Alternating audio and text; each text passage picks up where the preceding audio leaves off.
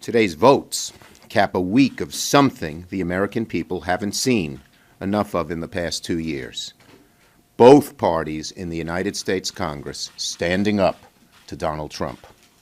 In 2 days, Congress has delivered three major rebukes to the president and stood up for transparency, accountability, and the constitutional powers of our branch of government. Yesterday, the Senate took a crucial vote to forbid the president from continuing any military involvement with the conflict in Yemen. That vote was about the limits of executive power. As we just saw today, 12 Senate Republicans, far more than the bare minimum, joined Democrats to terminate the president's emergency declaration. That vote was also about the limits of executive power, and I thank my friend Joaquin Castro, who was in the Senate gallery, for shepherding that resolution through the House. I'm thankful that Republican senators did the right thing. I applaud them for it.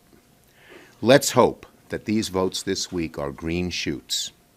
Republicans, out of courage, out of principle, and maybe out of exasperation, are beginning to constrain the president when he goes too far.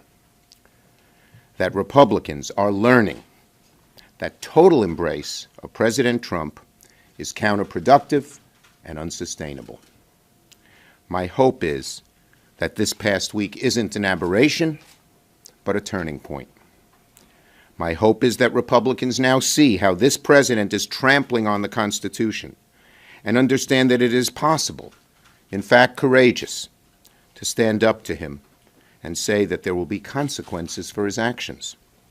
The president seems to regard the government, not just the Justice Department, as a tool to serve his personal and political interests. We've had a lot of presidents with plenty of foibles, but none of them seems to equate their own ego with the entire functioning of the government of the United States, except this one.